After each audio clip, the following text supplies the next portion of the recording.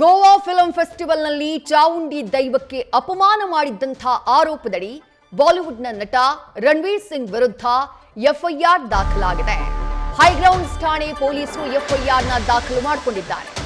ಕಳೆದ 2025ರ ನವೆಂಬರ್ 28ನೇ ತಾರೀಕು ಗೋವಾದಲ್ಲಿ ನಡೆದಿದ್ದಂಥ ಫಿಲ್ಮ್ ಫೆಸ್ಟಿವಲ್ ಸಮಾರಂಭದಲ್ಲಿ ನಟ ರಿಷಬ್ ಶೆಟ್ಟಿ ಅವರ ಮುಂದೆಯೇ ಅವರನ್ನ ಹೊಗಳುವ ಬರದಲ್ಲಿ ಚಾವುಂಡಿ ದೈವವನ್ನ ಲೇಡಿ ಘೋಸ್ಟ್ ಅಂದ್ರೆ ಹೆಣ್ಣು ದೆವ್ವ ಅಂತ ಹೇಳಿ ಕರೆಯುವಂತಹ ಕೆಲಸವನ್ನ ನಟ ರಣವೀರ್ ಸಿಂಗ್ ಮಾಡಿದ್ರು. ಜೊತೆಗೆ ದೈವದ ಅನುಕರಣೆಯನ್ನ ಮಾಡೋಕ್ ಹೋಗಿ ಅಪಹಾಸ್ಯಕ್ಕೀಡು ಮಾಡುವಂತಹ ಕೆಲಸವನ್ನ ಮಾಡಿದ್ರು. ಅವರ ವಿರುದ್ಧ ಸಾಕಷ್ಟು ಆಕ್ರೋಶ ವ್ಯಕ್ತವಾಗಿತ್ತು. ಈ ಬಗ್ಗೆ ಪ್ರಕರಣ ಕೂಡ ಹೈಗ್ರೌಂಡ್ಸ್ ಠಾಣೆಯಲ್ಲಿ ಡಿಸೆಂಬರ್ 3ನೇ ತಾರೀಕೆ ದಾಖಲಾಗಿತ್ತು. ಆದರೆ ಪೊಲೀಸರು ಎನ್ಸಿಆರ್ ದಾಖಲಿಸಿಕೊಳ್ತಾರೆ. ಹಾಗಾಗಿ ದೂರುದಾರ ಕೋರ್ಟಿಗೆ ಹೋಗ್ತಾರೆ. ಸದ್ಯ ಕೋರ್ಟ್ ರಣವೀರ್ ಸಿಂಗ್ ವಿರುದ್ಧ ಎಫ್ಐಆರ್ ದಾಖಲು ಮಾಡುವುದಕ್ಕೆ ಸೂಚನೆಯನ್ನ ಕೊಟ್ಟಿದೆ.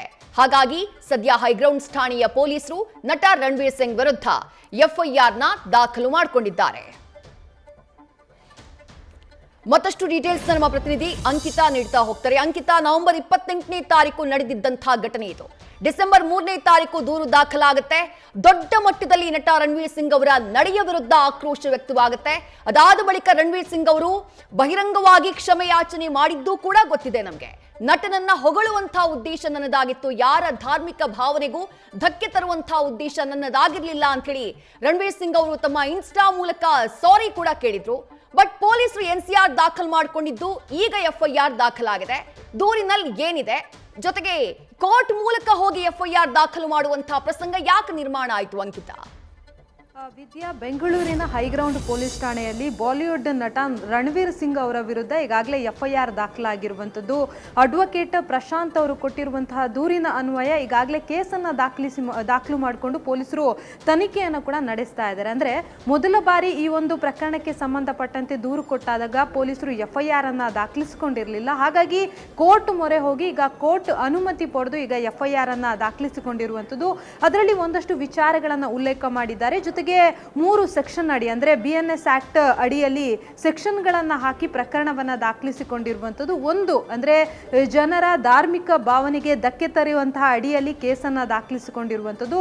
ಇನ್ನೊಂದು ಧಾರ್ಮಿಕ ಭಾವನೆಯನ್ನ ಕೆರಳಿಸೋದು, ಹಾಗೆ ಮತ್ತೊಂದು ಧಾರ್ಮಿಕ ಭಾವನೆಗಳಿಗೆ ನೋವುಂಟು ಮಾಡೋದು. ಹೀಗೆ 3 ಸೆಕ್ಷನ್ ಅಡಿ ಪೊಲೀಸರು ಪ್ರಕರಣವನ್ನ ದಾಖಲಿಸಿಕೊಂಡು ಈಗಾಗಲೇ ತನಿಖೆಯನ್ನ ಮಾಡೋದಕ್ಕೆ ಮುಂದಾಗಿದ್ದಾರೆ. ಅಂದ್ರೆ ಗೋವಾದಲ್ಲಿ ನಡೆದಂತಹ ಫಿಲಂ ಫೆಸ್ಟಿವಲ್ ಕಾರ್ಯಕ್ರಮವೊಂದರಲ್ಲಿ ಅವರೇನು ಅವಹೇಳನಕಾರಿಯಾಗಿ ಮಾತನಾಡಿದ್ರು ಅಂತ ಹೇಳಲಾಗಿತ್ತು.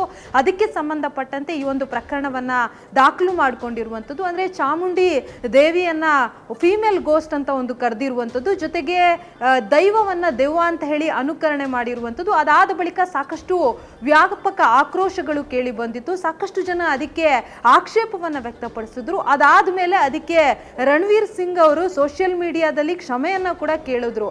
ಆದ್ರೆ ಎಲ್ಲೋ ಒಂದು ಕಡೆ ಇದು ಧಾರ್ಮಿಕ ಭಾವನೆಗೆ ನೋವನ್ನ ಉಂಟು ಮಾಡಿದೆ ಅನ್ನೋ ಕಾರಣಕ್ಕೆ ಈಗಾಗಲೇ ದೂರನ್ನ ಕೊಟ್ಟುಕೊಂಡು ಅಂದ್ರೆ ಕೋರ್ಟ್ ಒಂದು ಅನುಮತಿಯ ಮೇರೆಗೆ ಎಫ್ಐಆರ್ ಅನ್ನ ದಾಖಲಿಸಿಕೊಂಡಿರುವಂಥದ್ದು. ಮುಂದಿನ ದಿನಗಳಲ್ಲಿ ಅಂದ್ರೆ ರಣವೀರ್ ಸಿಂಗ್ ಅವರು ಅವರ ಮೇಲೆ ದಾಖಲಾದಂತಹ ಪ್ರಕರಣಕ್ಕೆ ಸಂಬಂಧಪಟ್ಟಂತೆ ಉತ್ತರವನ್ನ ಕೊಡಬೇಕಾಗುತ್ತೆ. ಈಗ ಪೊಲೀಸರು ಕೂಡ ಯಾವ ರೀತಿಯಾಗಿ ತನಿಖೆ ಮಾಡಬೇಕು ಅನ್ನೋದ್ರ ಬಗ್ಗೆ ಒಂದಷ್ಟು ಮಾಹಿತಿಯನ್ನ ಪಡ್ಕೊಂಡಿದ್ದಾರೆ. ಮೊದಲನೇದಾಗಿ ನೋಟಿಸ್ ಅನ್ನ ಕೊಡುವಂತಹ ಕೆಲಸವನ್ನ ಮಾಡ್ತಾರೆ. ಆ ನೋಟಿಸ್ಗೆ ಉತ್ತರವನ್ನ ಕೂಡ ರಣವೀರ್ ಸಿಂಗ್ ಅವರು ಕೊಡಬೇಕಾಗುತ್ತೆ. ವಿದ್ಯಾ, ಥ್ಯಾಂಕ್ ಯು ಅಂಕಿತಾ ತಮ್ಮೆಲ್ಲ ಡೀಟೇಲ್ಸ್ಗೆ. ನ್ಯೂಸ್ ಫಸ್ಟ್ ನಿರ್ಭೀತಿಯಿಂದ ನಿಮ್ಮ ಪರವಾಗಿ.